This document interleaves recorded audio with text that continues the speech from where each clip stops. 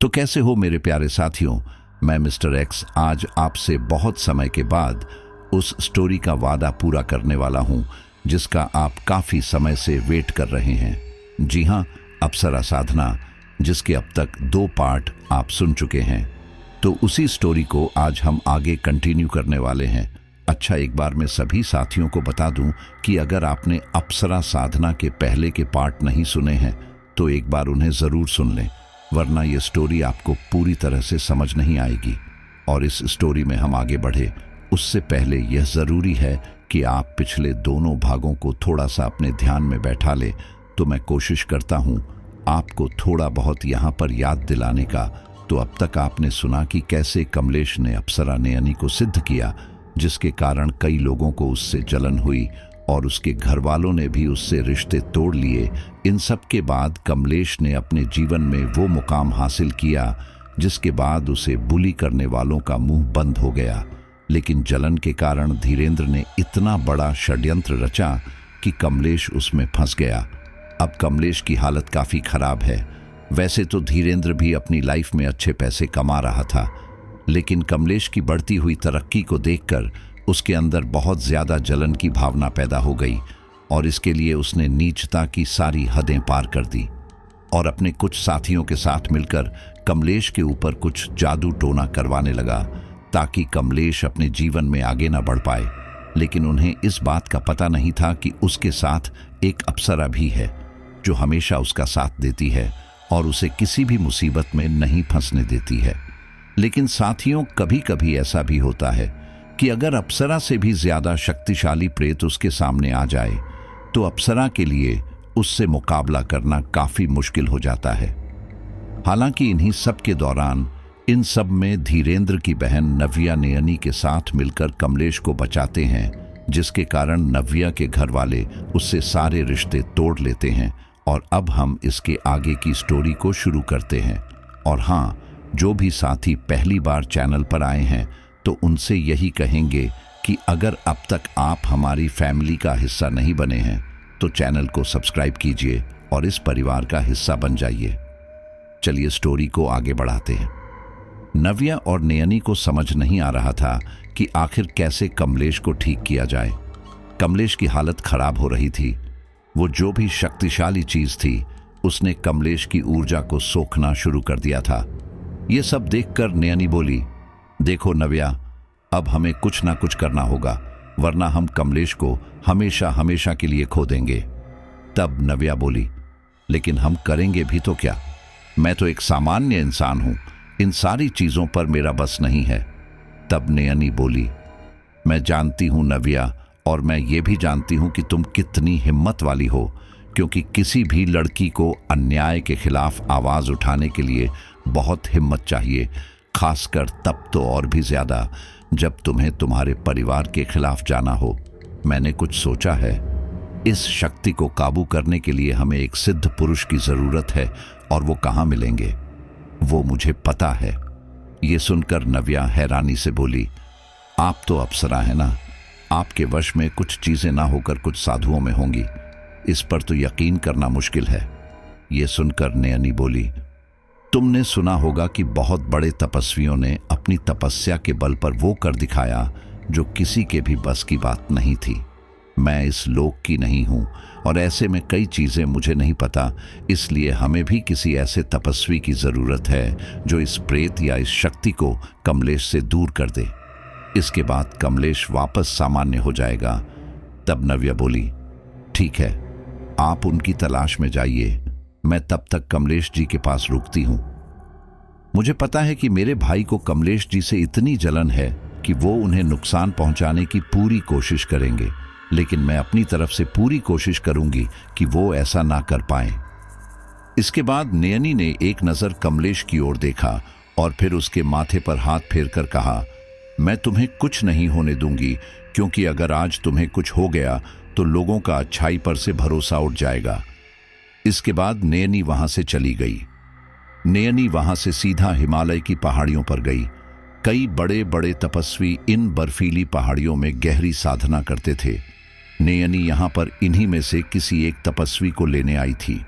नयनी उन बर्फीली पहाड़ियों पर बिना किसी खास मेहनत के चलती रही, लेकिन उसे अभी तक कोई भी नजर नहीं आया था। नयनी की आंखों के आगे बार बार कमलेश का चेहरा घूमने लगा था। वो उसके बारे में सोचते सोचते ऊपर की ओर बढ़ने लगी। नयनी कई घंटों तक यूं ही चलती रही, लेकिन वो अब तक अपनी मंजिल तक नहीं पहुंची थी। हर गुजरते समय के साथ नयनी की बेचैनी बढ़ती जा रही थी। तभी अचानक उसे एक आदमी की आवाज सुनाई दी, अप्सरा, वो भी यहां। वो आवाज सुनकर नयनी पीछे मुड़ी तो पाया कि उसके ठीक सामने भगवा धोती में तेजवान बूढ़ा व्यक्ति खड़ा था। उनकी भरी पूरी सफेद दाढ़ी और चेहरे पर तेज उन्हें एक सिद्ध साधु दिखा रहे थे। वो नयनी के पास आए और बोले, देवी, आप यहां कैसे? आपके माथे पर परेशानी के भाव हैं। क्या आप किसी परेशानी में हैं? नयनी ने हाथ जोड़कर उनका अभिवादन किया और कहा, हे तपस्वी, मैं एक मुसीबत में हूं। एक पुरुष ने मेरी साधना करके मुझे सिद्ध किया है, लेकिन उसके कुछ शत्रुओं ने उसे अपने जाल में फंसाकर कोई शक्तिशाली ऊर्जा उसके ऊपर छोड़ दी है, जिस वजह से वो अभी अचेत अवस्था में है। अगर समय रहते उस साय को कमलेश से अलग न किया गया तो वो कमलेश की सारी जैविक ऊर्जा का भक्षण करके उसे मार डालेगा। ये सुनकर वो कुछ सोचते हुए बोले, समस्या तो काफी विकट है, लेकिन तुम मुझसे क्या चाहती हो? नयनी बोली, आप तो सिद्ध पुरुष हैं, तो आप उस साय को इस सांसारिक बंधन से मुक्त कर दीजिए। इसके बाद कमलेश ठीक हो जाएगा। वहीं दूसरी तरफ धीरेंद्र और उसके साथियों के ऊपर अटेम्प्ट टू मर्डर का चार्ज लगा था, जिसकी वजह से उन सब की नौकरी चली गई थी और उनकी बदनामी हो रही थी, वो अलग। इन सब के कारण धीरेंद्र और बाकी सबके घर वालों ने सोचा कि कैसे भी करके नव्या अगर अपने बयान से मुकर जाए तो वो सारे रिहा हो जाएंगे। इसलिए नव्या के माता पिता वहां आए और बोले, देख नव्या, तेरी वजह से तेरे भाई की बहुत बदनामी हो रही है और अब उसे सजा होगी, वो अलग। इसलिए तू अपने बयान से मुकर जा, हम तुझे घर में रहने देंगे। ये सुनकर नव्या ने कुछ सोचते हुए कहा, ठीक है, मैं अपनी कंप्लेन वापस ले लूंगी, लेकिन उससे पहले भाई को कमलेश जी को ठीक करना होगा। अब आप सोच लो कि अपने प्यारे बेटे को जेल में सड़ते हुए देखना है या उसे 2 थप्पड़ लगाकर कमलेश जी को ठीक करवाकर उन्हें बाहर देखना है। अब कुछ भी मेरे हाथ में नहीं बल्कि आपके हाथ में है। आप उन्हें समझाकर इन्हें ठीक करवा दीजिए, मैं अपनी कंप्लेन वापस ले लूंगी।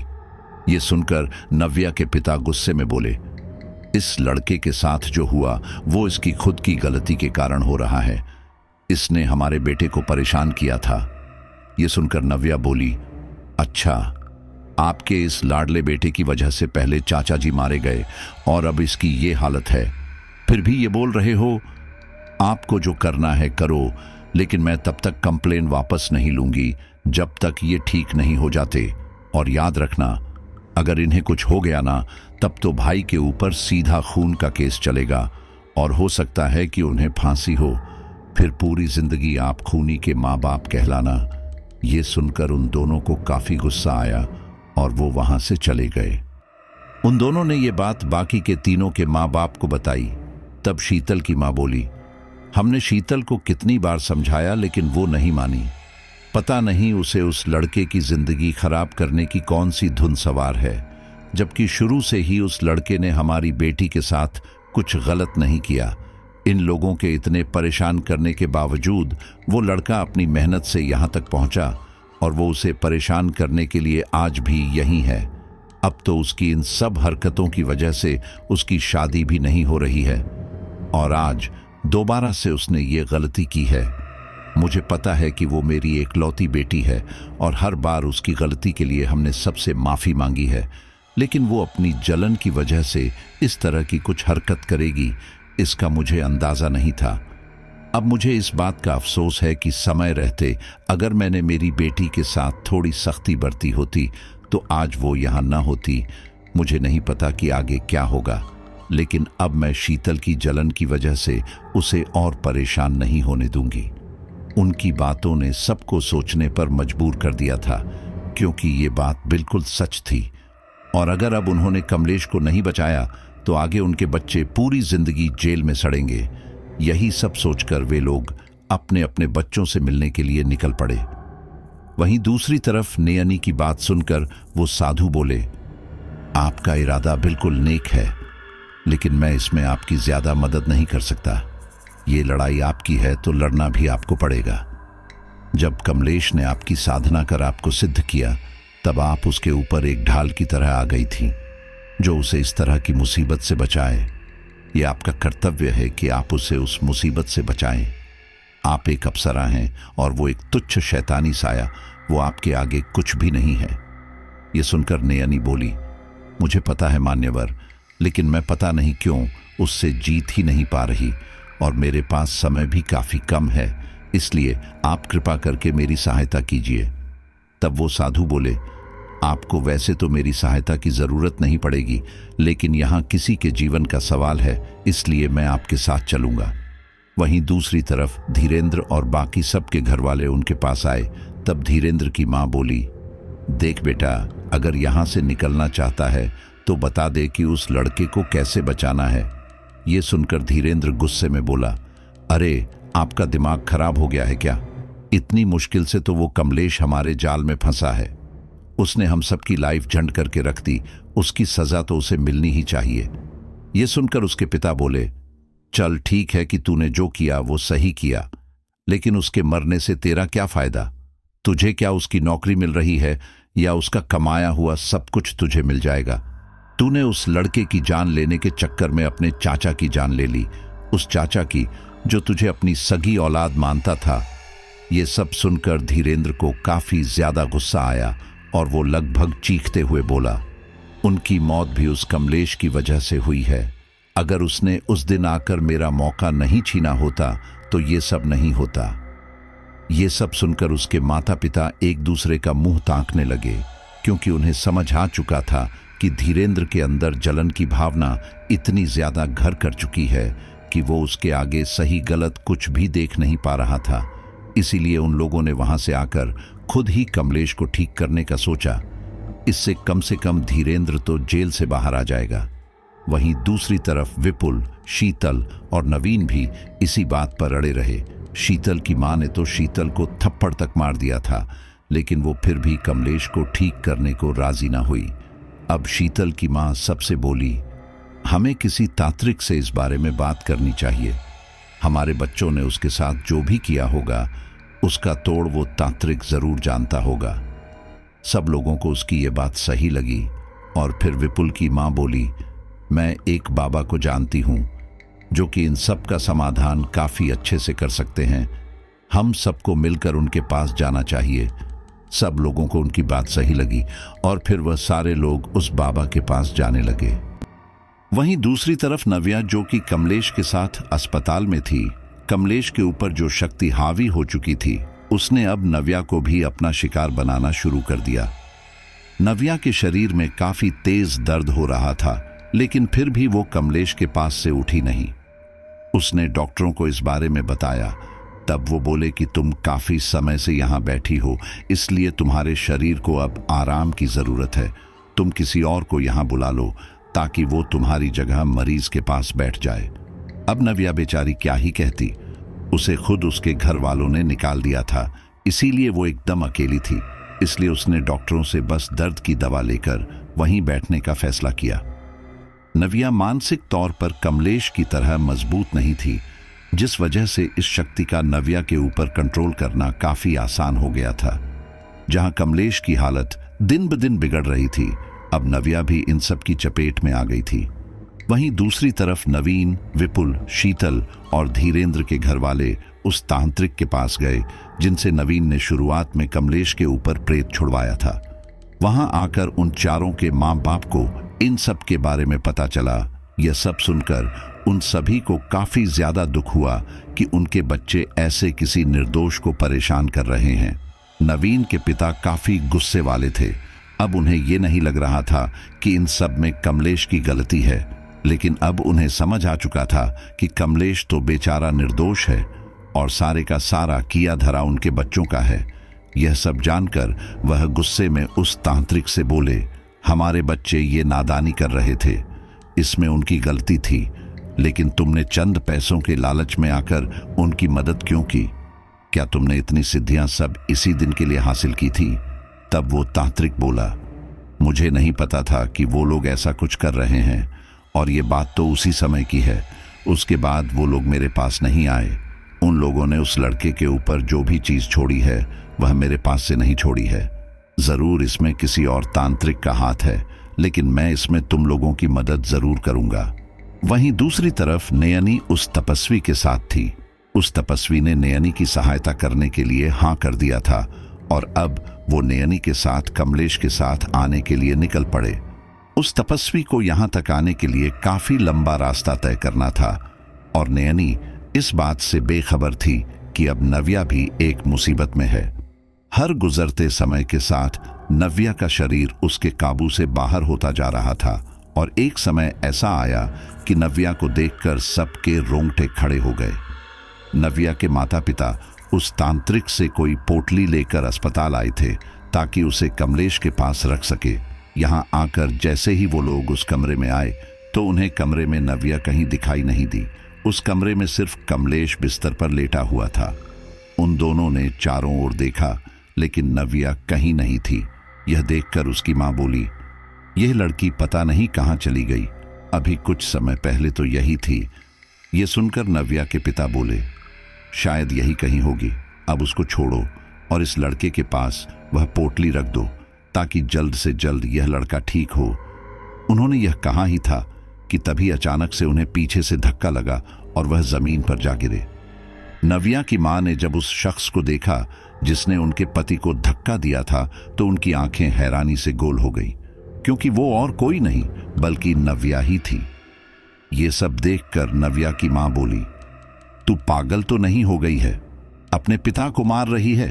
देख, मैं समझ रही हूं कि तुझे ऐसा लगता है कि हम इसे नुकसान पहुंचाने आए हैं, लेकिन ऐसा नहीं है। हम इसकी मदद करना चाहते हैं। इसलिए हमने एक तांत्रिक से बात की थी और उसने हमें बताया था कि अगर हम यह पोटली इस लड़के के सिरहाने रख देंगे तो यह कुछ ही देर में ठीक हो जाएगा। यह पोटली उस अनजान शक्ति को धीरे धीरे अपने अंदर कैद कर लेगी, इसलिए ये हमें रखने दे। ये सुनकर नव्या ने किसी बिल्ली की तरह अपनी मां पर छलांग लगाई और उनके ऊपर आकर बोली, तुझे क्या लगता है बुढ़िया कि मैं इतनी आसानी से इस लड़के के शरीर को छोड़ दूंगी? बिल्कुल नहीं। ना ही मैं इस लड़के को छोड़ेगी और ना ही इस लड़की को। मैं इन दोनों की ही जैविक ऊर्जा को सोख कर अपने आप को और शक्तिशाली बनाऊंगी, और तुम लोग मुझे ऐसा करने से बिल्कुल रोक नहीं सकते। ये सुनकर उसकी मां काफी ज्यादा घबरा गई। वहीं दूसरी तरफ अब तक उसके पिता संभल चुके थे। उन्होंने जैसे तैसे नव्या को अपनी पत्नी के ऊपर से हटाया और कहा, हमने आने में देर कर दी। अब इस शक्ति ने इस लड़के के साथ साथ हमारी बेटी के ऊपर भी काबू कर लिया है। हमें इस बारे में उस तांत्रिक बाबा से बात करनी होगी। अब वही हैं जो कुछ कर सकते हैं। ये सब सुनकर नव्या की मां रोते हुए बोली, ये सब हमारी वजह से हो रहा है। अगर हमने समय रहते ही अपने बेटे को सुधार लिया होता तो आज हमारी बेटी इस हाल में ना होती। पता नहीं अब आगे क्या होगा। ये सुनकर उनके पति बोले, अब जो हो गया उसे बदला नहीं जा सकता, लेकिन अब हमें करना यह है कि हमारे बेटे की कर्मों की सजा हमारी बेटी को ना मिले। इसलिए चलो जल्दी से। यह सुनकर उन्होंने एक नजर नव्या की ओर देखा और फिर रोते हुए वहां से जाने लगे। इस दौरान उन्हें पीछे से नव्या की भयानक ढंग से हंसने की आवाज आ रही थी। उन्होंने वापस आकर उस तांत्रिक को सारी बात बताई, यहां तक कि उन्होंने सभी को यह बात बताई। उन सभी लोगों को यह सब सुनकर काफी ज्यादा गुस्सा आ रहा था, क्योंकि इन सब में जिन लोगों की कोई गलती ही नहीं थी उन लोगों के साथ यह सब हो रहा था। तब ये सब सुनकर उस तांत्रिक ने कहा, यह काफी ज्यादा चिंता की बात है, क्योंकि इसके ऊपर काफी ज्यादा जटिल तंत्र किया गया है। अगर किसी ने इन लोगों की मदद करने की कोशिश की तो वह भी इसके लपेटे में आ जाएगा। तुम लोग एक बार और अपने बच्चों से बात करके देखो। अगर वह इस बारे में कुछ बता दे तो काफी हद तक यह समस्या दूर हो सकती है, वरना तुम में से किसी की भी जान जा सकती है। यह सब सुनकर वे सारे लोग काफी ज्यादा घबरा गए और वह लोग सीधे नवीन, विपुल, धीरेन्द्र और शीतल के पास भागे। उन लोगों ने सारी बात उन सभी को बताई, लेकिन तब भी ये चारों अपनी बात से टस से मस तक न हुए। धीरेंद्र की मां ने तो यह तक बताया कि उसकी वजह से आज उसकी बहन नव्या किस हालत में है, लेकिन यह सुनकर उसने कहा, मुझे किसी से कोई मतलब नहीं है। अगर इस कमलेश से बदला लेने के लिए मुझे कोई बलिदान देना भी पड़ा तो मुझे कोई गम नहीं है। ये सुनकर उसकी मां ने कहा कि इन सब की वजह से तेरे पापा और मेरी जान को भी खतरा है। लेकिन धीरेंद्र तो अपनी जलन के कारण इतना ज्यादा अंधा हो गया था कि उसे कुछ भी नजर नहीं आ रहा था। वह अपनी जलन को पूरा करने के लिए अपने माँ बाप को तक मरने देने के लिए तैयार था। ये सब सुनकर उसके पिता को काफी गुस्सा आया और वो बोले, मैंने हमेशा तेरी सारी ख्वाहिश पूरी की है, शायद इसी वजह से तू कुछ ज्यादा ही सर पर चढ़ गया है। अगर तुझे हमारी नहीं पड़ी है तो हमें भी तेरी नहीं पड़ी है। तू जेल में ऐसे ही सड़। जेल से छूटने के बाद भी घर पर आने की जरूरत नहीं है। जो तेरे दोस्त हैं, जिनके साथ तू लगा रहता है, उन्हीं के साथ ही जाना। वहीं दूसरी तरफ नवीन और विपुल के माता पिता ने भी अपने अपने घरों के दरवाजे उनके लिए हमेशा के लिए बंद कर दिए। शीतल के घर वालों ने भी शीतल को समझाना चाहा, लेकिन वो भी समझने को राजी ना हुई। कुल मिलाकर इन चारों को जेल में सड़ना मंजूर था, लेकिन ये लोग कमलेश को अपने से आगे बढ़ते नहीं देख सकते थे। खैर, उन चारों के माता पिता अब उस तांत्रिक के पास दोबारा गए और उन्हें सारी बात बताई। तब वो तांत्रिक बोला, देखिए, मैं अपनी तरफ से पूरी कोशिश करूंगा, लेकिन कह नहीं सकता कि मेरी कोशिश सफल होगी भी या नहीं। ऊपर से अगर मेरी कोशिश असफल हुई तो मेरी जान भी जा सकती है, और मेरी ही नहीं, आप में से किसी की भी जान जा सकती है। इसीलिए आप सब लोग सोच समझकर फैसला लें। ये सब सुनकर वे सारे लोग सोच में पड़ गए। तभी विपुल की मां बोली, मेरे बेटे की वजह से मैं ऑलरेडी बहुत परेशान हूं। उसके अलावा मेरे 2 बेटे और हैं। मुझे उनके भविष्य की ओर ध्यान देना है, इसलिए मुझे माफ करना। मैं तो इस फैसले में आप लोगों के साथ नहीं हूं। आप लोगों को जो करना है अपनी मर्जी से करो, मैं तो जा रही हूं। ये बोलकर विपुल के माता पिता तो चले गए। वहीं नवीन के पिता भी बोले, बेटे की वजह से हम वैसे ही बहुत परेशान हैं, और अब एक दूसरे को खोकर हम और परेशान नहीं होना चाहते, इसलिए हम भी इसमें नहीं हैं। यह बोलकर वह दोनों भी चले गए। अब बचे शीतल और धीरेंद्र के माँ बाप। तब धीरेंद्र की मां बोली, आप तो इसमें हमारा साथ देंगे ना, क्योंकि आपकी बेटी भी तो इसमें फंसी हुई है। तब शीतल की मां बोली, शीतल हमारी इकलौती बेटी है। अगर हमें कुछ हो गया तो शीतल बेलगाम हो जाएगी, इसलिए हम भी इसमें नहीं आ सकते। ये बोलकर वे दोनों भी उठकर चले गए। यह सब देखकर वह तांत्रिक बोला, इन लोगों को पता है कि इसमें सबसे ज्यादा आपके बच्चे फंसे हुए हैं, क्योंकि अगर आपने कुछ नहीं किया तो आपकी बेटी जाएगी और साथ में बेटा भी। इसलिए आप कुछ ना कुछ करेंगे। ऐसे ही आप लोग अपने बच्चों को मरने थोड़ी देंगे। लेकिन अब यह फैसला भी आप लोगों को करना है कि आप लोग यह करेंगे कि नहीं। यह सब सुनकर दोनों पति पत्नी एक दूसरे को देखने लगे। उन दोनों को आज समझ आ रहा था कि अगर समय रहते उन्होंने धीरेंद्र को समझाया होता तो आज सब सही रहता, लेकिन नहीं, उन्होंने ऐसा कुछ नहीं किया। और अब नौबत यह हो गई है कि उनके परिवार का कोई ना कोई सदस्य तो उनको छोड़कर जाएगा ही। अगर वो लोग ये नहीं करेंगे तो उनकी बेटी मारी जाएगी, साथ में बेटा भी कई सालों की जेल काटेगा। इसलिए उन लोगों ने फैसला किया कि ये लोग उस तांत्रिक क्रिया को करेंगे। वहीं दूसरी तरफ शीतल की मां के दिमाग में अलग ही खिचड़ी पक रही थी। वह कैसे भी करके बस अपनी बेटी को बचाना चाहती थी, इसलिए उसने एक खौफनाक चाल चली। इन सब के एक दिन बाद धीरेंद्र जब अपनी सेल में सो रहा था, तब अचानक उसके शरीर में तेज दर्द होने लगा। वह एकदम से उठा। उसने महसूस किया कि उसके शरीर में पहले से ज्यादा भार भी हो चुका है।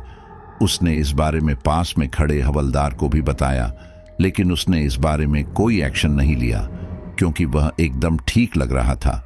इसलिए उसे लगा कि हो ना हो यह कोई नाटक कर रहा है। जैसे तैसे धीरेंद्र ने वह रात कटी, लेकिन उसके शरीर का दर्द कम हो ही नहीं रहा था। उसने इस बारे में दोबारा कहा। तब इस बात को थोड़ी गंभीरता से लेते हुए वह पुलिस वाले उसे डॉक्टर के पास लेकर गए। वहां उसके सारे चेकअप हुए तो पता चला कि वह बिल्कुल सामान्य है। वहीं इस चेकअप के दौरान जब उसका वजन देखा गया तो सब हैरान रह गए, क्योंकि उसका वजन 150 किलो आ रहा था। उसे दोबारा से उस मशीन पर खड़ा किया गया, लेकिन दोबारा से 150 किलो ही आया। यह देखकर डॉक्टर ने कहा कि शायद मशीन खराब हो गई है। यह बिल्कुल ठीक है, शायद यह झूठ बोल रहे हैं। यह सुनकर धीरेंद्र बोला, मैं झूठ नहीं बोल रहा हूं। सच में मेरे कंधों में, मेरी पीठ में काफी ज्यादा दर्द हो रहा है। इसी वजह से मैं पूरी रात सो भी नहीं पाया। आप मुझे एडमिट कर लीजिए। यह सुनकर पुलिस वालों ने कहा, मुझे बहुत अच्छे से पता है तेरे ये नाटक। तेरे जैसे को मैं रोज देखता हूं। तुम लोग कोई ना कोई बीमारी का बहाना बनाकर अस्पताल में पड़े रहना चाहते हो, लेकिन ऐसा कुछ नहीं होगा। चल जल्दी। धीरेंद्र के शरीर में काफी ज्यादा दर्द हो रहा था, लेकिन कोई उसकी बात को समझ ही नहीं रहा था। वहीं दूसरी तरफ साधना से पहले जब नव्या के माता पिता अस्पताल में उसे देखने जाते हैं तो वहां पता चलता है कि नव्या कमलेश को लेकर अस्पताल से जा चुकी है। ये सब देखकर जब वो लोग उस तांत्रिक के पास पहुंचे तो वह तांत्रिक बोला, तुम्हारी बेटी के शरीर में मौजूद उस साए को समय चाहिए, इसलिए वो उस लड़के के साथ कहीं छिप गई है। हमें पहले एक खतरनाक क्रिया करनी होगी। उसमें वो शैतानी साया तुम्हारी बेटी के शरीर के जरिए तुम्हारी थोड़ी बहुत ऊर्जा सोखेगा, जिसके बाद हम वो लोग कहाँ हैं उसका पता लगा लेंगे। उसके बाद उसी क्रिया को करेंगे। इसके लिए वे दोनों पति पत्नी मान गए और अब वो उस क्रिया का सारा सामान लेने निकल पड़े। वहीं दूसरी तरफ नयनी उन साधु के साथ उस अस्पताल में आती है जिसमें कमलेश था, लेकिन यहां आकर वो पाती है कि उस कमरे में ना ही कमलेश था और ना ही नव्या। उस तपस्वी ने अस्पताल के स्टाफ से भी पूछा, लेकिन उन्होंने कहा कि वह लड़की उस लड़के को लेकर जा चुकी है। यह सब सुनकर नयनी को काफी ज्यादा हैरानी हुई और वह बोली, मैंने नव्या को बोला था कि वह यही रहे। अब मैं उसे कहां ढूंढूंगी? मैं उसकी ऊर्जा को भांपने की कोशिश करती हूं। वहीं वो साधु उस कमरे में आए और नयनी से बोले, इस कमरे से मुझे बहुत ही भारी ऊर्जा के संकेत मिल रहे हैं। हो ना हो वह जो कोई भी शक्ति है उसने अपने साथ एक से ज्यादा लोगों को बांध दिया है और 2 लोगों की ऊर्जा सोखने के कारण लगातार अपनी शक्तियों का विस्तार कर रहा है। ये सुनकर नयनी बोली, पता नहीं क्यों मैं कमलेश की ऊर्जा को भांप नहीं पा रही, यहां तक कि मैं अब नव्या की ऊर्जा को भी भांप नहीं पा रही। ये सुनकर वो साधु बोले, वह लड़का जरूर किसी बहुत बड़े खतरे में है। हमें समय रहते कुछ करना होगा। इन्हीं सब के दौरान नव्या कमलेश को लेकर एक घने जंगल में आ गई थी। दुबली पतली नव्या कमलेश को उठाकर यहां तक लेकर आई थी, लेकिन इसके लिए उसे कोई ज्यादा मेहनत करने की जरूरत नहीं पड़ी। उन दोनों के अंदर जो भी शक्ति थी वह थोड़ा समय चाहती थी, इसलिए वह यहां लेकर आई थी ताकि समय निकल जाने के बाद वह इन दोनों की पूरी ऊर्जा को खींच सके। नयनी काफी ज्यादा परेशान थी। उसे समझ नहीं आ रहा था कि क्या करे। जब कमलेश को बचाने के लिए एक उम्मीद दिखाई दी, उसी समय उस तामसिक शक्ति ने ये खेल खेला और अब हाल ये था कि कमलेश के साथ साथ नव्या की जान भी मुश्किल में आ गई थी। वहीं दूसरी तरफ धीरेंद्र जब सेल में लेटा दर्द से तड़प रहा था, ठीक इसी दौरान एक भयानक दोहरी आवाज उसके कानों में आई, मुझे खाना पसंद आया। ये सुनकर जब धीरेंद्र ने उस आवाज की दिशा में देखा तो पाया कि एक भयानक सा आदमी उसके ठीक सामने खड़ा था। उसका पूरा चेहरा खराब था। उसका चेहरा ऐसा लग रहा था मानो किसी ट्रक के नीचे उसका सिर आया हो। उसका भयानक चेहरा देखकर धीरेंद्र चीख पड़ा। उसके चीखने की आवाज सुनकर जब पुलिस वाले वहां आए तो उन्होंने उससे पूछा कि क्या हुआ, तुम ऐसे चीखे क्यों? तब धीरेंद्र ने कांपते हुए उस भयानक से दिखने वाले आदमी के ऊपर इशारा किया। उन सब लोगों ने जब उस ओर देखा तो पाया कि वहां कोई भी नहीं था। तब उन लोगों ने बोला कि क्या हुआ, क्या बताना चाहते हो? तब धीरेंद्र ने कांपती आवाज में कहा, यहां यह भयानक सा आदमी मुझे डरा रहा है, प्लीज इसे यहां से लेकर जाओ या फिर मुझे इससे दूर कर दो।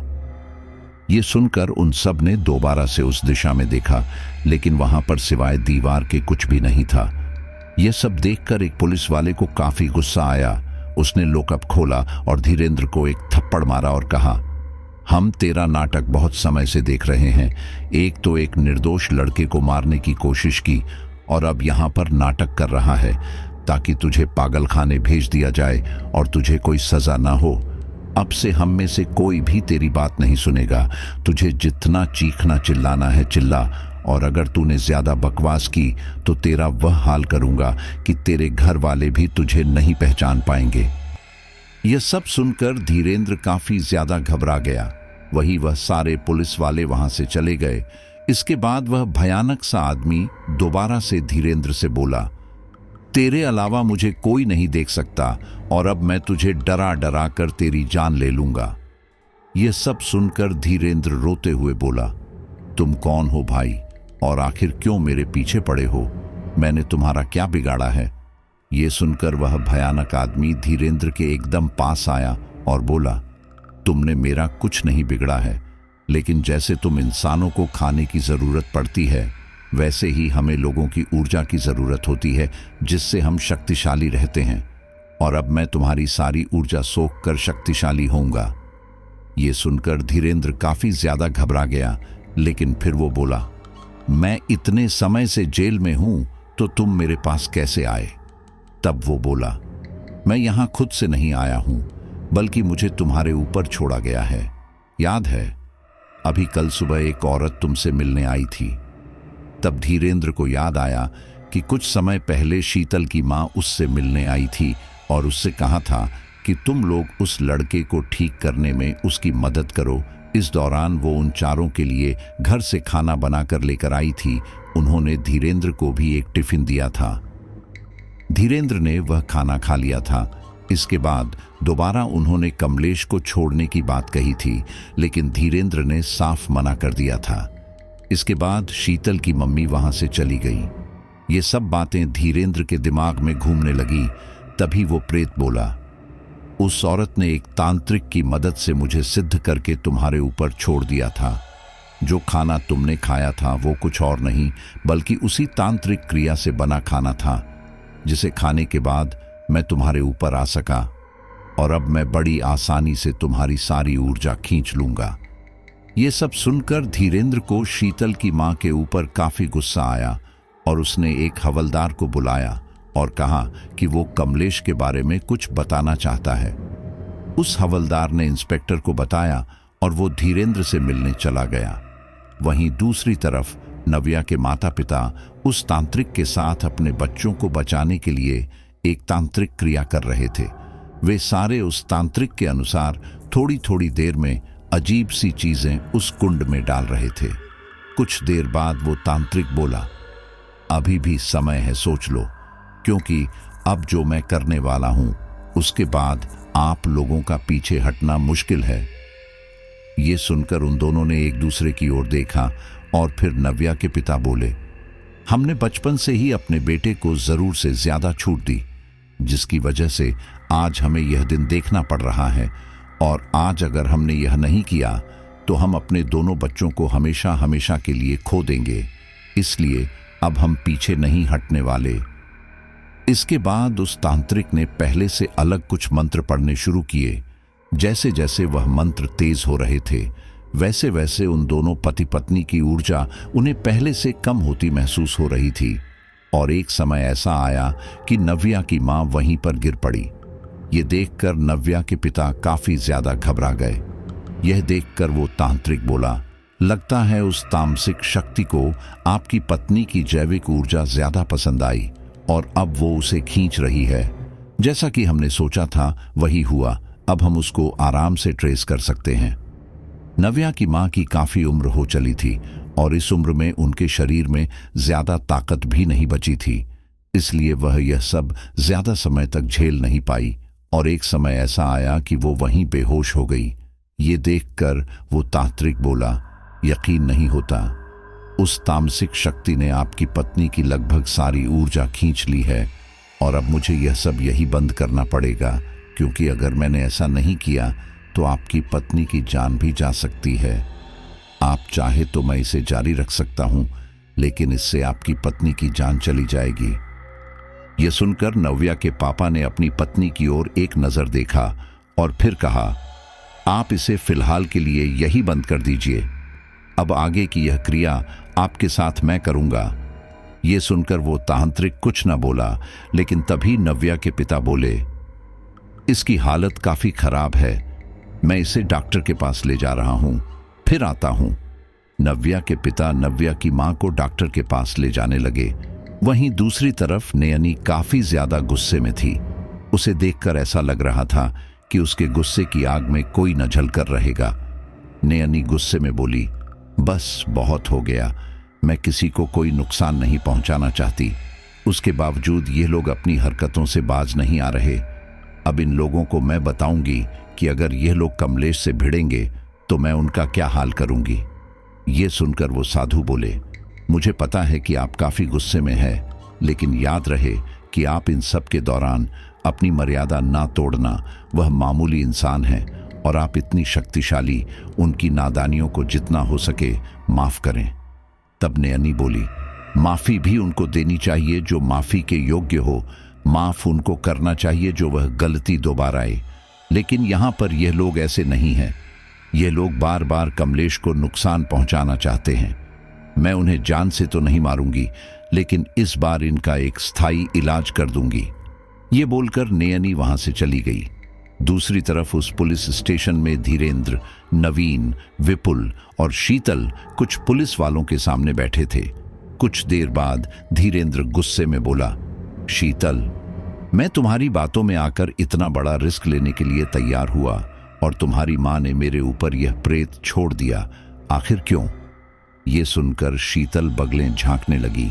फिर तभी धीरेंद्र दोबारा बोला, यह प्रेत अब मुझे छोड़ने से रहा, लेकिन मैं मरने से पहले सारी बात इन पुलिस वालों को बता दूंगा ताकि सारा इल्जाम मेरे ऊपर ना आए। ये सुनकर वे तीनों काफी ज्यादा घबरा गए। तभी विपुल गुस्से में शीतल से बोला, तुम्हारी मां ने तुमसे भी तो कुछ बोला था ना, मतलब तुम दोनों मां बेटी मिले हुए हो।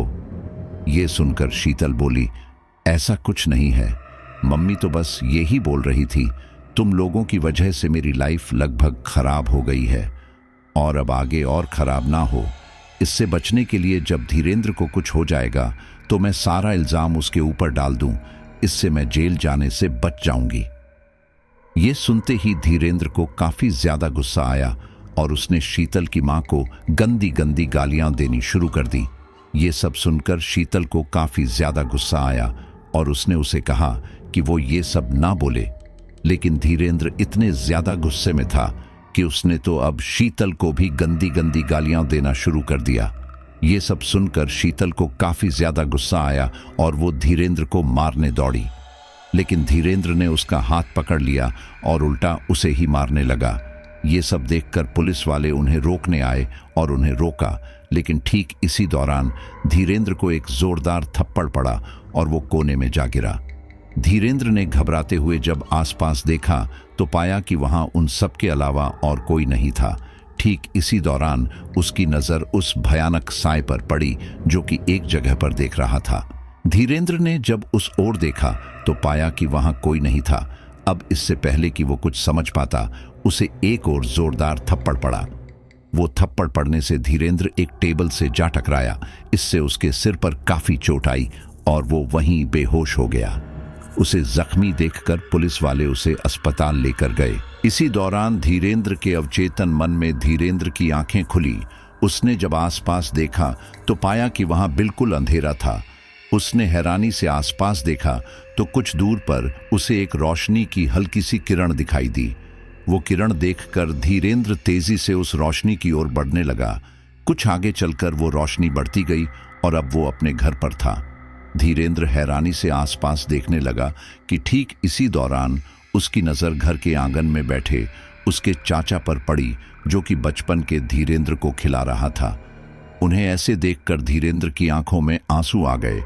वो उन्हें एक तक ऐसे ही देखता रहा कि तभी अचानक छोटे धीरेंद्र ने अपने चाचा का गला दबाना शुरू कर दिया। ये सब देखकर धीरेंद्र ने उसे रोकने की काफी कोशिश की, लेकिन वो उन दोनों को छू ही नहीं पाया। कुछ ही देर में छोटे धीरेंद्र ने उसके चाचा को मार डाला। इसके बाद उसने धीरेंद्र की ओर देखा और भयानक ढंग से मुस्कुराते हुए बोला, लो, मैंने चाचा को मार डाला, बिल्कुल तुम्हारी तरह। ये सुनकर धीरेंद्र अपनी जगह पर बैठकर रोने लगा। उसके मन में ये बात आ गई थी कि कैसे उसके चाचा की मौत उसकी वजह से हुई थी। वो रोते हुए अपने घुटनों के बल बैठ गया। उसके आंखों से बहते आंसू नीचे की धरती को भिगो रहे थे। वो इसी तरह से रो रहा था कि तभी उसके कंधे पर किसी ने हाथ रखा। जब धीरेंद्र ने अपनी नजरें ऊपर उठाकर देखा तो पाया कि वो कोई और नहीं बल्कि उसकी बहन नव्या थी। नव्या मुस्कुराते हुए उसे ही देख रही थी। धीरेंद्र एक तक नव्या को देखता रहा कि तभी अचानक नव्या के चेहरे के भाव बदले। उसके आंखों की पुतलियां ऊपर की ओर चढ़ गई, शरीर की त्वचा सफेद पड़ गई, हाथों और पैरों के नाखून धारीदार हो गए और वो अपने सफेद हाथों से धीरेंद्र का गला दबाने लगी। धीरेंद्र ने डर के मारे नव्या को अपने से दूर धक्का दिया और फिर उससे उल्टी दिशा में भागा। एक कमरे के अंदर आकर उसने दरवाजा लगा लिया और राहत की सांस ली। वो गहरी गहरी सांसें ले ही रहा था कि तभी अचानक उसकी मां उसके सामने आई और बोली, आज तेरी वजह से हमारा पूरा खानदान खत्म होने की कगार पर है। तूने जलन में आकर उस लड़के को खत्म करने के लिए हम सभी को मौत के मुंह में धकेल दिया। तुझे ये सब करके क्या मिला? ये सब सुनकर धीरेंद्र बुरी तरह से रोने लगा। ठीक इसी दौरान एक लंबे, भयानक, चौड़े चेहरे वाली महिला धीरेंद्र के पास आई और बोली, तुमने अपनी जलन में अपना लगभग पूरा परिवार खत्म कर दिया है। तुम्हारी मां खराब हालत में अस्पताल में भर्ती हैं और तुम्हारे पिता नव्या को बचाने के लिए अपनी जान का सौदा करने वाले हैं। और अपने जिन साथियों के साथ मिलकर तुमने ये किया, वो लोग तुम्हें ही रास्ते से हटा देंगे। अब सोचना, तुम्हें है कि ये सब यहीं खत्म करके अपने परिवार के साथ दोबारा आना चाहोगे या फिर खुद को और अपने पूरे परिवार को खत्म करोगे। फैसला तुम्हारा है। ये सब सुनकर धीरेंद्र रोते हुए बोला, मुझे माफ कर दीजिए, मैंने अपने परिवार को बहुत तकलीफ दे दी, लेकिन अब मैं अपनी गलती सुधारूंगा। असल में मैंने एक अघोरी को काफी पैसा देकर ये करवाया था। जैसे ही मैंने कमलेश को पॉइजन देकर उसकी हालत खराब कर दी, उसी समय मैंने उस शक्तिशाली प्रेत को कमलेश के ऊपर छोड़ दिया। जो जहर मैंने उसे दिया था, उससे उसका दिमाग काफी धीमा हो गया था, जिसकी वजह से उसने कमलेश के ऊपर आराम से काबू कर लिया था।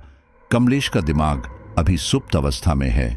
जब उसका दिमाग जाग जाएगा, वो उठ जाएगा और उसके उठते ही उस प्रेत का कंट्रोल उसके ऊपर से काफी कम हो जाएगा। बस उसी समय आपको उसे हराना पड़ेगा। ये सुनकर वो बोली, कमलेश इस वक्त कहाँ है? तब धीरेंद्र बोला, मैं नहीं जानता, लेकिन वो एक ऐसी जगह होगी जहां उसे कोई ढूंढ ना पाए। वो वहां पर बचे हुए सारे दिन निकालेगा ताकि उसके बाद उसका रास्ता साफ हो जाए। ये सुनकर वो भयानक महिला बोली, उस प्रेत को सिद्ध करते समय तुमने कुंड में अपनी किसी चीज या खून से आहुति दी थी? धीरेंद्र बोला, जी, लेकिन वो फिर भी मेरे काबू में नहीं है। वो मेरी कोई बात नहीं सुनेगा। ये सुनकर वो महिला बोली, ये बात मुझे पता है, लेकिन अब तुम ही मुझे उन दोनों तक पहुंचाओगे। इसी के साथ ही धीरेंद्र का शरीर, जो कि बिस्तर पर लेटा हुआ था, उठकर अपने आप ही चलने लगा। ये देखकर पुलिस वाले उसे हैरानी से देखने लगे। तभी उनका सीनियर सबसे बोला, तुम लोग सब यहीं रुको, मैं इसके साथ जा रहा हूं। अब सीनियर की बात भला कौन ही टाल सकता है, इसलिए वो लोग इसके लिए मान गए और फिर उनका सीनियर धीरेंद्र के साथ साथ चलने लगा। वहीं धीरेंद्र उस महिला से बोला, ये सब क्या हो रहा है? तब वो महिला बोली, वो शक्ति एक हिसाब से तुमसे बंधी हुई है और तुम्हारी वजह से हम उन लोगों का पता लगा सकते हैं। इस समय मैंने तुम्हारे शरीर को चुंबक की तरह इस्तेमाल किया है, जो खुद ही उस शक्ति से खींची चली जाएगी।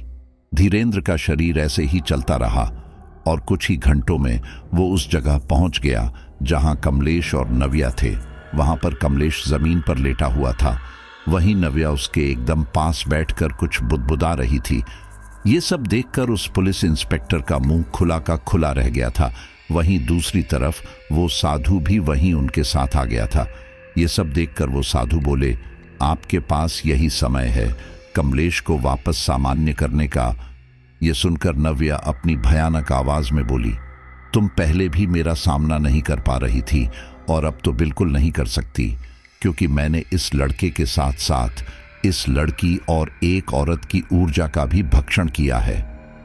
ये सुनकर उस साधु ने कुछ न कहा। वहीं नयनी भी धीरेंद्र के शरीर से बाहर निकल गई। इसी के साथ ही धीरेंद्र का शरीर वहीं गिर गया। तब नयनी बोली, अब मैं दोबारा से इससे भिड़ने जा रही हूं, मुझे आशीर्वाद दीजिए। इस पर उस साधु ने नयनी को विजयी भव का आशीर्वाद दिया और नयनी सीधा नव्या की ओर बढ़ गई। इन सब के दौरान वो इंस्पेक्टर उस साधु से बोला, प्रणाम महात्मा जी, मुझे शुरू से ही लग रहा था कि यहाँ पर कुछ ना कुछ तो गड़बड़ है। जो भी कुछ चल रहा है वह सामान्य तो नहीं है, लेकिन अब तो इस बात की कोई गुंजाइश ही नहीं रह गई है। लेकिन मैं यह जानना चाहता हूं कि आखिर यहाँ पर हो क्या रहा है। तब उस साधु ने उसे सारी बात बताई। ये सब सुनकर वो इंस्पेक्टर सामने की ओर देखने लगा, क्योंकि उसे नयनी कहीं नजर नहीं आ रही थी। तब वो साधु बोले, उस अप्सरा को आप ऐसे ही नहीं देख सकते। अप्सराएं बहुत ज्यादा सुंदर होती हैं और आम इंसान सांसारिक मोह माया से इतना ऊपर नहीं उठ पाता जो इन्हें देख सके। अगर कोई अप्सरा साधना कर भी ले तो भी वो इतनी आसानी से इन्हें नहीं देख सकता।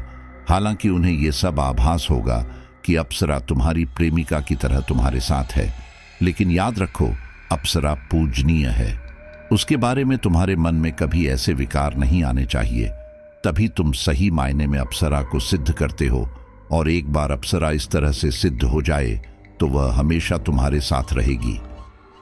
इन सब बातों ने उस इंस्पेक्टर को सोचने पर मजबूर कर दिया, यानी कि उसके सामने जो लड़का है वो इन सब से ऊपर होकर सोच रहा था। इसी दौरान नयनी नव्या के सामने आ खड़ी हुई और बोली, मैं तुम्हें आखिरी बार चेतावनी देती हूं, अभी के अभी इन दोनों को यहीं छोड़ दो, वरना मैं तुम्हें छोड़ूंगी नहीं। ये सुनकर नव्या अपनी भयानक आवाज में बोली, तुम कितनी ही शक्तिशाली क्यों ना हो, लेकिन अब तुम्हारा मुझसे जीत पाना नामुमकिन है, इसलिए हार मान लो। ये सुनकर नयनी को काफी ज्यादा गुस्सा आया और इसी दौरान नयनी एक धुएं में बदल गई। अब इससे पहले कि नव्या कुछ समझ पाती, नयनी नव्या के शरीर में घुस गई। अगर इस समय नव्या सामान्य होती तो नयनी उसके शरीर पर आसानी से नियंत्रण जमा लेती, लेकिन यहाँ पर नव्या के शरीर के ऊपर पूरी तरह से उस शैतान का कंट्रोल था। वो तामसिक शक्ति नव्या के शरीर के एक एक हिस्से पर अपना कंट्रोल जमा चुकी थी, लेकिन नयनी आखिरकार उसके दिमाग तक पहुंचने में कामयाब हो ही गई। दोस्तों, हमारे शरीर के ऊपर हमारा पूरी तरह से कंट्रोल तभी होता है जब हमारा दिमाग हमारे बस में हो, यानी कि हम अपनी इच्छा से अपने हाथ पैर हिला पाए, अपने मन मुताबिक काम कर पाए। शैतानी शक्तियां हमारे शरीर में घुसने के बाद सबसे पहले हमारे दिमाग को ही काबू में करने की कोशिश करती है, क्योंकि एक बार उसने हमारे दिमाग को काबू कर लिया तो वह हमारे शरीर को अपना बना लेती है। यहाँ पर नव्या और कमलेश के साथ भी यही हो रहा था, लेकिन यहाँ कमलेश के साथ अच्छी बात यह थी कि कमलेश का दिमाग अभी फिलहाल सुप्त अवस्था में था, लेकिन नव्या कमजोर थी, इसलिए उसके दिमाग पर से उस शैतानी शक्ति ने कंट्रोल छीन लिया था। यहाँ नयनी नव्या के दिमाग पर कंट्रोल करना चाहती थी, क्योंकि एक बार नव्या का दिमाग उसके काबू में हो जाए तो फिर उसका शरीर खुद ब खुद ही नयनी के काबू में हो जाएगा। नयनी उस तामसिक शक्ति से जूझते हुए जैसे तैसे नव्या के मन मस्तिष्क तक पहुंच तो चुकी थी, लेकिन वो शैतानी शक्ति बहुत चालाक थी। उसने नयनी के आसपास बड़े बड़े से टेंटिकल्स लाकर खड़े कर दिए थे। नयनी उन टेंटिकल्स से बचने की बहुत कोशिश कर रही थी, लेकिन नव्या के दिमाग में चूंकि अब उस शैतान का कब्जा था, इसलिए वो इतनी कोशिशों के बाद भी उन टेंटिकल्स में फंस गई। अब नयनी उन टेंटिकल्स से हवा में कई फीट ऊपर तैर रही थी। नयनी उन टेंटिकल्स से निकलने की बहुत कोशिश कर रही थी, लेकिन निकल नहीं पा रही थी।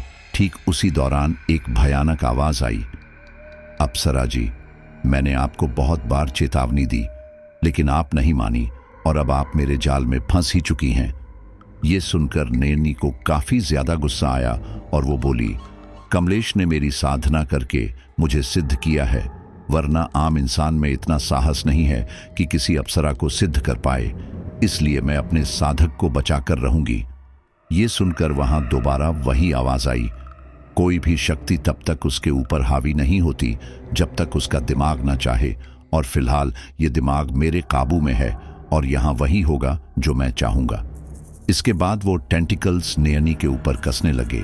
वो टेंटिकल्स नयनी के शरीर को ज्यादा दर्द पहुंचा रहे थे, इसीलिए नयनी चीखने लगी। उसकी आवाज उस साधु को भी सुनाई दी। उन्होंने एक नजर नव्या और कमलेश की ओर देखा और फिर कुछ अजीब से मंत्रों का उच्चारण करना शुरू कर दिया। वो पुलिस वाला हैरानी से कभी नव्या को देख रहा था तो कभी कमलेश की ओर। ठीक इसी दौरान धीरेंद्र को भी होश आ गया। होश में आते ही धीरेंद्र ने अपने सामने वो भयानक दृश्य देखा। उसने देखा कि कमलेश जमीन पर पड़ा है और उसकी बहन नव्या अपने दोनों हाथों और पैरों के बल अजीब तरह से खड़ी थी। उसके चेहरे की भयानक मुस्कान और सफेद छड़ी हुई आंखें देखकर एक पल के लिए तो धीरेंद्र भी दहल गया था। अपनी बहन की ऐसी हालत देखकर धीरेंद्र को काफी ज्यादा बुरा लग रहा था। वह उसे बचाने के लिए उठकर उसकी ओर जाने लगा। ठीक इसी दौरान उस पुलिसकर्मी ने उसे रोक लिया और कहा, तुम अभी बीच में मत आओ, क्योंकि यह सारी स्थिति हमारे हाथों में नहीं है। इनसे निपटने के लिए ये लोग काफी हैं, तो उनसे दूर ही रहो, क्योंकि तुम मदद करने की जगह और इनका काम बढ़ाओगे। ये सब सुनकर धीरेंद्र रोने लगा और ये सब देखने लगा। कुछ देर बाद उस साधु ने उन मंत्रों का उच्चारण करना बंद कर दिया और फिर अगले ही पल नव्या बुरी तरह से चीखने लगी। वहीं नयनी के ऊपर उस तामसिक शक्ति की पकड़ थोड़ी ढीली पड़ गई थी, जिसके कारण नयनी उसके चंगुल से निकलकर आगे की ओर बढ़ने लगी। यहां नयनी को नव्या के दिमाग के उस हिस्से की ओर जाना था जहां से वो नव्या के ऊपर कंट्रोल कर पाए, लेकिन यहां पर उस साधु के मंत्रों का असर 5-10 सेकंड से ज्यादा ना रह सका और इसके बाद नव्या वापस सामान्य होने लगी। ये सब देखकर उस साधु ने अजीब से मंत्रों का उच्चारण करते हुए एक सुरक्षा वृत्त खींचा और धीरेंद्र और उस इंस्पेक्टर से कहा, तुम दोनों जल्दी से इस वृत्त के अंदर आ जाओ। अभी ये थोड़ी कमजोर हो चुकी है, इसलिए ये तुम लोगों की ऊर्जा खींचने की कोशिश करेगी। ये सुनकर वो दोनों तेजी से उस वृत्त के अंदर चले गए। इसके बाद उस साधु ने कुछ दूसरे मंत्रों का उच्चारण करना शुरू किया और अपने थैले में से कोई सफेद सा पाउडर नव्या के ऊपर डालना शुरू कर दिया। उस पाउडर के पड़ते ही नव्या के आंख नाक से पानी आने लगा और वो बुरी तरह से खांसने लगी। उसने धीरेंद्र और उस इंस्पेक्टर की ओर देखा और अपने हाथ उनकी ओर तान दिए, लेकिन इसके कुछ देर बाद ही नव्या को सामने की तरफ से इतना ज्यादा तेज धक्का लगा कि वह उड़ते हुए सीधा पीछे के एक पेड़ से जा टकराई। नव्या के सर के पीछे की तरफ थोड़ी चोट आई थी, यहां तक कि शायद उसके गर्दन की हड्डी पर भी थोड़ा दबाव पड़ा था, लेकिन बावजूद इसके वह अपनी जगह से उठी। यह सब देखकर वो इंस्पेक्टर बोला, इस सुरक्षा घेरे के कारण यह हम दोनों को अपने वश में नहीं कर पाई, वरना अभी हम दोनों इसके बस में होकर शायद साधु बाबा पर अटैक कर देते। ये सब सुनकर धीरेंद्र रोते हुए बोला, लेकिन इससे मेरी बहन को काफी ज्यादा तकलीफ हो रही है, उसको कितनी चोटें आई हैं। यह सुनकर उस इंस्पेक्टर ने उसे घूरा और कहा, यह तो तुम मत ही बोलो, क्योंकि आज यहां पर जो कुछ भी हो रहा है उसके जिम्मेदार तुम खुद हो। आज तुम्हारी वजह से यहां पर इन दोनों की जान खतरे में है और अब अपनी बहन का रोना रो रहे हो। यह सुनकर धीरेंद्र ने अपनी नजरें झुका ली। वहीं वो इंस्पेक्टर अब सामने की ओर देखने लगा। नव्या गुस्से में उस साधु की तरफ दौड़कर आने लगी, लेकिन जैसे ही वो उनके पास पहुंची उसे बिजली का एक तेज झटका लगा और वो दोबारा पीछे की ओर जा गिरी। इन्हीं सब के दौरान दूसरी ओर नव्या के पापा अपनी पत्नी को अस्पताल में दाखिल कर उनके पास अपने किसी पड़ोसी को छोड़कर खुद वापस से उस तांत्रिक के पास आ गए। वह अब जैसे तैसे यह क्रिया पूरी करके अपने दोनों बच्चों को बचाना चाहते थे, इसलिए वह दोबारा से यह क्रिया शुरू करने लगे। उस तांत्रिक ने उन्हें दोबारा से आगाह किया, लेकिन वह नहीं माने। उन्होंने कहा कि अगर मेरा परिवार ही नहीं रहेगा तो फिर मैं जीकर क्या करूंगा। उसके बाद वह तांत्रिक कुछ ना बोला, उसने वो साधना जारी रखी। कुछ देर बाद वहां का वातावरण अजीब ढंग से ठंडा होने लगा। अब इससे पहले कि वो दोनों कुछ समझ पाते, वे दोनों जमीन पर गिरकर तड़पने लगे।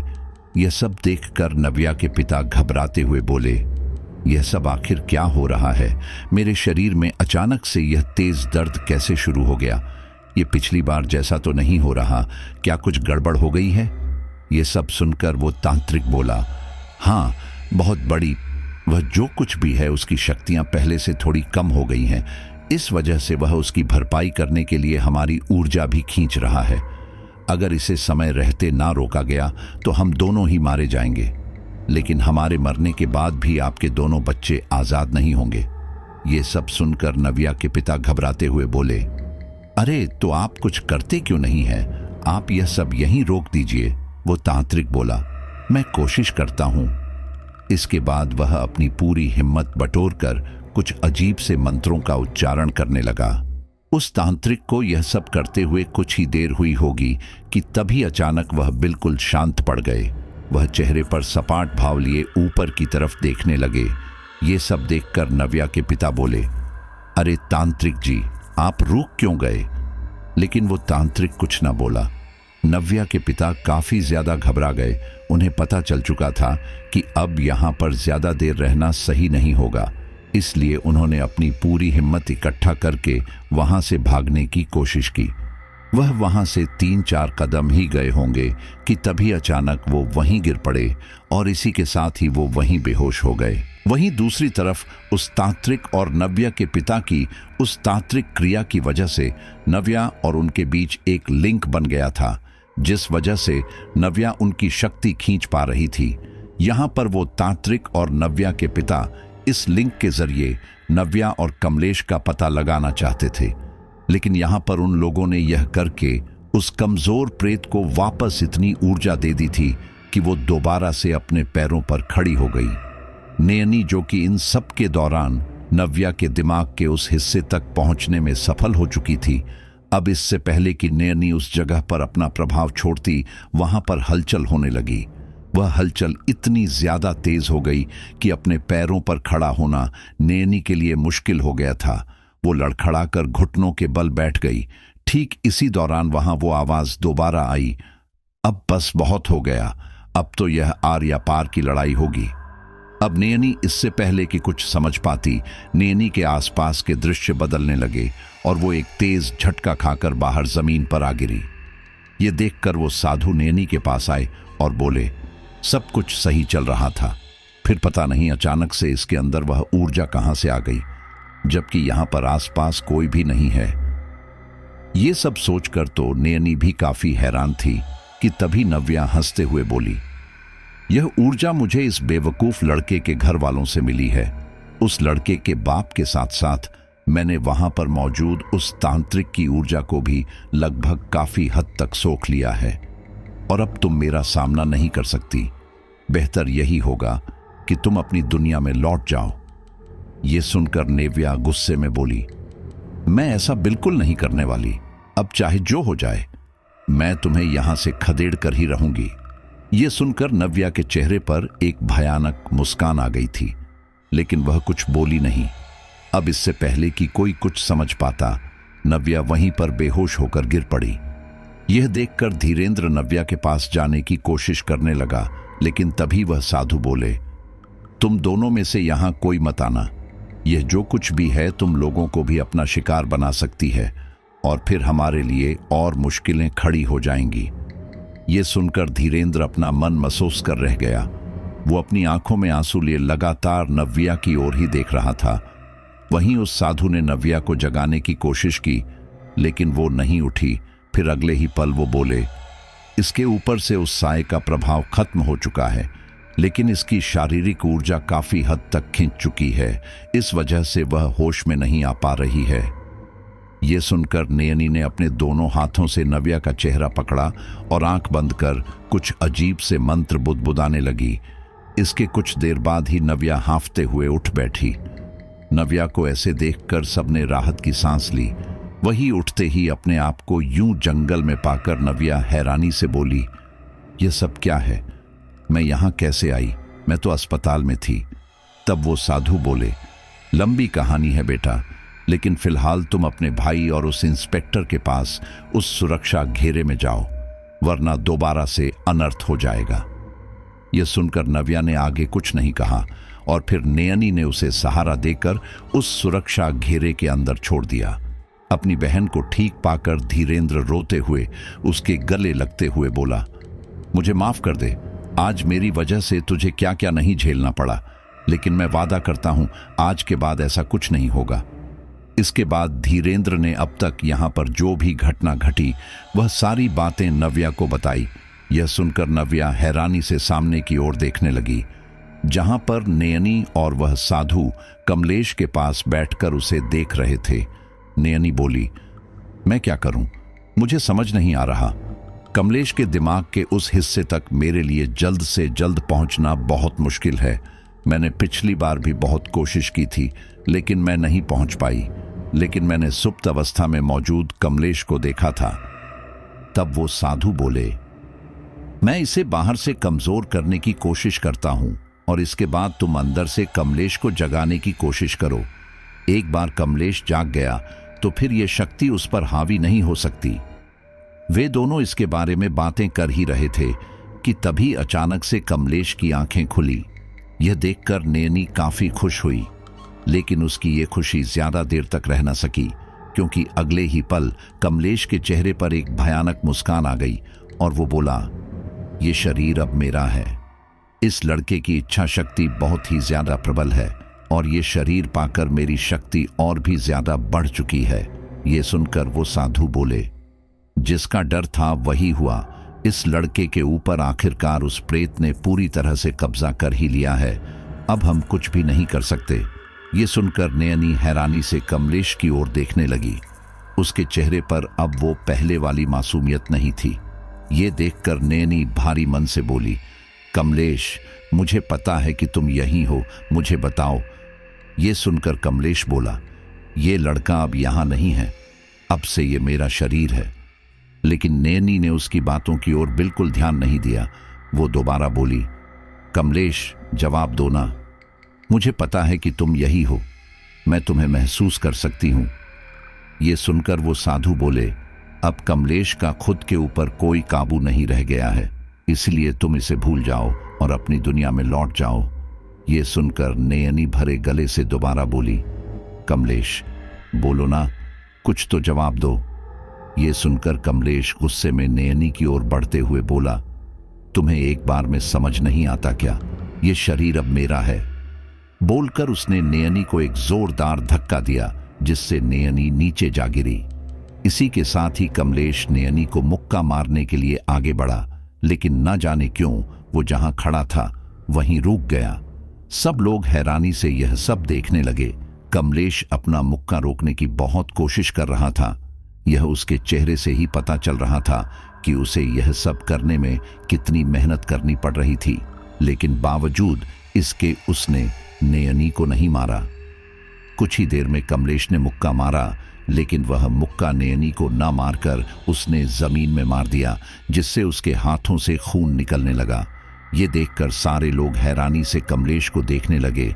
वहीं दूसरी तरफ नयनी के चेहरे पर विजयी मुस्कान आ गई। ठीक इसी दौरान कमलेश हांफते हुए बोला, मैं तुम्हें नयनी को नुकसान पहुंचाने नहीं दूंगा। ये सुनकर नयनी ने आंखें बंद की और इसी के साथ ही वो धुएं में बदलकर कमलेश के शरीर के अंदर समा गई। इन सब से कमलेश का शरीर काफी ज्यादा भारी होने लगा था और वो पीठ के बल वहीं जमीन पर गिर पड़ा। कुछ ही देर में उसकी आंखें दोबारा से पहले की तरह चढ़ने लगी। ये सब देखकर उस साधु ने दोबारा से मंत्रोच्चारण करना शुरू किया। ऐसा होते ही कमलेश अपनी जगह से मानो चिपक सा गया। ये करने के बाद वो साधु बोले, आपके पास कुछ ही समय है इस तामसिक ऊर्जा को कमलेश के शरीर से निकालने के लिए। नयनी अब तक कमलेश के अवचेतन मन में जा चुकी थी। वो वहां से आगे बढ़कर कमलेश को उठाने जा रही थी कि तभी उसे कमलेश की आवाज आई, नयनी, मैं यहां हूं, इसने मुझे जकड़ रखा है। नयनी समझ गई थी कि ये कोई धोखा नहीं बल्कि कमलेश ही है, इसलिए नयनी तेजी से कमलेश की ओर बढ़ने लगी। वैसे तो कमलेश ने अपने आप को इतना मजबूत बना रखा था कि उसके दिमाग पर कोई भी इतनी आसानी से काबू ना कर पाए, लेकिन अब चूंकि कमलेश का इतना कंट्रोल अपने दिमाग पर हो गया था कि वो नयनी को अपने ऊपर हावी होने दे रहा था। जैसे जैसे नयनी अपनी शक्तियों का विस्तार कमलेश के दिमाग में कर रही थी, वैसे वैसे वो तामसिक शक्ति कमजोर पड़ने लगी थी। इन सब से बौखलाकर उस शक्ति ने एक तेज हुंकार भरी और अपनी शक्ति का एक एक कतरा लगाकर उठ खड़ी हुई। अब कमलेश का शरीर, जो कि फिलहाल उस शक्ति के बस में था, उठ खड़ा हुआ और वो गुस्से में बोला, अगर मैं जीत न सका तो मैं इस शरीर को ही नष्ट कर दूंगा। ये सुनकर वो साधु काफी ज्यादा घबरा गए और उन्होंने दोबारा से मंत्रोच्चारण करना शुरू किया, लेकिन तभी कमलेश ने उन्हें एक जोरदार धक्का दिया और वो धीरेंद्र के पास आ गिरे। वहीं उस शक्ति ने मौके का फायदा उठाकर कमलेश के शरीर को खत्म करने का सोचा और ऐसा करने के लिए वो अपना यानी कि कमलेश का सिर जोर जोर से एक मोटे तने वाले पेड़ से मारने लगा। उसने 2-3 बार उस पेड़ से अपना सिर मारा होगा कि तभी अचानक वो जमीन पर गिर पड़ा और फिर अगले ही पल नयनी भी उसके शरीर से बाहर आ गई। नयनी ने कमलेश को संभाला तो कमलेश बोला, हाय, मेरा फोड़ दिया। ये सुनकर नयनी के चेहरे पर मुस्कान आ गई और वो बोली, तुम आखिरकार इन सब से आजाद हो ही गए, मैं बहुत खुश हूं। इसके बाद नयनी की नजर एक और गई और बोली, तुम अशरीरी प्रेत ने बहुत आतंक फैला दिया, अब मैं तुम्हें छोड़ने से रही। ये सुनकर वो प्रेत बोला, यह सब मैंने जानबूझकर नहीं किया, बल्कि हम अशरीरी प्रेतों में इतनी शक्ति नहीं होती कि हम जानबूझकर किसी इंसान के ऊपर ऐसे काबू कर पाए। अकाल मृत्यु मरने वाले हम भटकते प्रेतों के पास शक्ति नहीं होती। कुछ तांत्रिक अपनी शक्तियों को बढ़ाने के लिए हम प्रेतों को सिद्ध करते हैं, फिर कुछ पैसों के लालच में ऐसे लोगों को दे देते हैं। इन सब में भला मेरी क्या गलती? मैं उस तांत्रिक से बंधा हुआ हूं और अगर मैंने ये सब नहीं किया तो वो मुझे तकलीफ पहुंचाते हैं। जब मैं इस लड़की को कष्ट पहुंचा रहा था तो तुम सभी इसकी मदद करने को आगे आ गए, लेकिन हम प्रेतों की मदद आखिर कौन करेगा, इसलिए ना चाहते हुए भी मुझे ये करना पड़ा। इसके लिए मुझे माफ करना। इसके बाद वह प्रेत वहां से गायब हो गया। यह देखकर नयनी कमलेश से बोली, तुम यहीं रुको, मैं अभी आई। इसके बाद नयनी वहां से चली गई। उस छोटे से जंगल में एक तांत्रिक एक काली गुड़िया हाथ में लेकर कुछ मंत्र बुदबुदा रहा था। इसी दौरान वो प्रेत उसके पास आया और बोला कि मैं अपना काम सही से पूरा नहीं कर पाया। ये सुनकर उस तांत्रिक को काफी गुस्सा आया। उसने अपने हाथों में मौजूद वो गुड़िया फेंकी और गुस्से में कहा, तुझे यह काम करने के लिए मैंने इतनी सारी शक्तियां दी, लेकिन तू फिर भी कुछ नहीं कर पाया। तू मेरे किसी काम का नहीं है। और ये बोलकर उसने अजीब से मंत्रों का उच्चारण करना शुरू किया और इसी के साथ ही हाथ में एक मुट्ठी व भूत लेकर मंत्रोच्चारण करते हुए उसे नीचे गिराने लगा। उसके ऐसा करने से उस प्रेत को काफी ज्यादा कष्ट हो रहा था। वह चीखने लगा, लेकिन उस तांत्रिक को बिल्कुल उस पर दया नहीं आई। उसने अपना मंत्र उच्चारण ऐसे ही जारी रखा। कुछ ही देर में नयनी वहां आई और बोली, बस बहुत हो गया तांत्रिक, तूने अपनी बहुत मनमानी कर ली। अब मैं तुझे आखिरी चेतावनी देती हूं कि आज के बाद यह सब करना यही बंद कर दे। यह सुनकर वो तांत्रिक हैरानी से आसपास देखने लगा, क्योंकि उसे नयनी की आवाज तो आ रही थी, लेकिन वह उसे दिखाई नहीं दे रही थी। ये देखकर नयनी दोबारा बोली, कपट्टी तांत्रिक यहां वहां कहां देख रहा है? मैं तुझे कभी दिखाई नहीं दूंगी, क्योंकि मुझे देखने के लिए तुझे अपना मन साफ रखना पड़ेगा और वह तुझसे नहीं होगा। मैं तुझे एक आखिरी मौका देती हूं। अगर मैंने दोबारा कभी तुझे इस तरह का कोई गलत काम करते देखा तो याद रखना, मैं तुझे मार डालूंगी। ये सुनकर वो तांत्रिक थोड़ा घबरा गया। इसी दौरान उसके पास मौजूद पोटलियां अपने आप खुलने लगी। वो तांत्रिक आंखें फाड़े ये सब देखने लगा। तभी उन पोटलियों के अंदर मौजूद प्रेत एक एक करके बाहर निकलकर हवा में गायब होने लगे। नयनी की धमकी सुनकर उस तांत्रिक ने प्रेतों को अपने काबू में करके लोगों को देना बंद कर दिया। वहीं कमलेश भी 1-2 दिन के ट्रीटमेंट के बाद बेंगलोर वापस आ गया। इस दौरान नयनी भी उसके साथ थी। धीरेंद्र को अपनी गलती पर काफी पछतावा हुआ, क्योंकि इस हादसे के बाद उसके पिता के शरीर का निचला हिस्सा लगभग सुन्न पड़ गया था। वहीं उसकी माँ भी पहले से काफी कमजोर हो चली थी, जिस वजह से घर वालों के लिए उसे बेंगलोर की नौकरी छोड़नी पड़ी और यहाँ कम पैसों पर काम करना पड़ा। नव्या के शरीर पर भी इस चीज का काफी असर हुआ। वो शारीरिक रूप से काफी कमजोर हो गई थी, जिस वजह से वो भी ज्यादा काम नहीं कर पा रही थी। शीतल, विपुल और नवीन जेल में हैं क्योंकि कमलेश ने धीरेंद्र के ऊपर से तो कंप्लेन वापस ले ली थी, लेकिन इन लोगों के ऊपर से नहीं, क्योंकि ये लोग अब भी सुधरे नहीं थे। वहीं धीरेंद्र सुधर गया था, इसीलिए कमलेश ने उसे एक और मौका दिया। नव्या ने ऐसे विकट समय में कमलेश की काफी मदद की थी, इसीलिए कमलेश हर महीने 40,000 रुपए नव्या के लिए भेजने लगा ताकि उसका इलाज अच्छे से हो जाए। इसी के साथ ही कमलेश ने नव्या की पढ़ाई लिखाई की भी जिम्मेदारी ले ली थी। कमलेश को भी इन सब से उभरने में समय लगा, लेकिन नयनी के साथ ने जल्दी ही उसकी गाड़ी पटरी पर ला दी।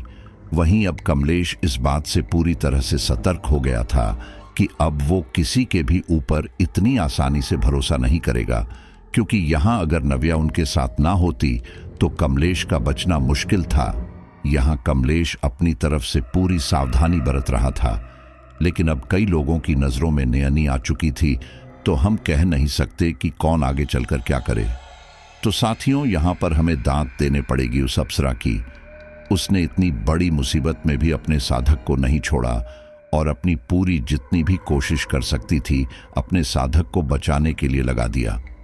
अच्छा, आप अप्सराओं के बारे में यही स्टोरी सुनते होंगे कि उन्हें केवल अपने साधक की हर मनोकामना पूर्ण करनी होती है। जो भी साधक उनसे मांगता है उसकी पूर्ति करती है, और भी कुछ ऐसी गलत गलत बातें सुनते होंगे जिनमें केवल वासना भरी बातें होती है। लेकिन एक्चुअल में जब कोई साधन इतनी बड़ी सिद्ध करके उनको सिद्ध करता है, तो आप ही सोचकर देखें कि क्या वह इन छोटी मोटी कुछ चीजों के लिए उसको परेशान करेगा? क्या ये छोटी मोटी मनोकामना मांगेगा? और अगर इनको सिद्ध करना इतना आसान होता तो आज हर कोई अपने पास अप्सरा लिए घूम रहा होता। ये सब कुछ इतना आसान नहीं होता है। इसके लिए साधक को अपने मन को पक्का करना होता है और बहुत ही उच्च कोटि के स्तर की साधना की आवश्यकता होती है, तभी जाकर ही यह चीज सिद्ध की जाती है। जिन सांसारिक चीजों में हम फंसे हुए होते हैं, जिस मोह माया और वासना से हमारा लगाव रहता है, उन सब से ऊपर उठने के बाद हम अपने जीवन में इस स्तर की अप्सराओं को पा सकते हैं। तभी तो आज के कलयुग में आपको इस प्रकार की कोई चीज देखने को नहीं मिलती, क्योंकि कलयुग में हम सांसारिक चीजों में ही सबसे ज्यादा डूबे हुए हैं। और फिर हमारी मनोकामना भी ये होती है कि फलाना फलाना चीजें हमारे पास आ जाएं, तो हम उनसे सदैव नष्ट होने वाली चीज जो संसार की वस्तुएं हैं वही उनसे मांगते रहते हैं। तो उम्मीद है इस स्टोरी से आप काफी कुछ समझ गए होंगे, और जितनी भी इनके बारे में गलत सलत बातें हैं वो आप समझ गए होंगे। तो उम्मीद करता हूं स्टोरी आपको काफी अच्छी लगी होगी। चलिए अब अपने कुछ साथियों के नाम लेते हैं। अनित दार्जिलिंग, संजय कुमार करनाल, कल्पना अकेला, विकास शर्मा जम्मू, रजत चौबे बलिया, शुभम गुप्ता, आशा सैनी रोहतक, अक्षय राजस्थान, वसीम बिहार, गोलू कुमार बिहार, सजीदा रहमान असम। सभी साथियों का बहुत बहुत धन्यवाद, और इस स्टोरी को तैयार करने में हमारी सहायता की है ममता सहाय ने। ओके, तो मिलते हैं एक नए हॉरर अनुभव के साथ।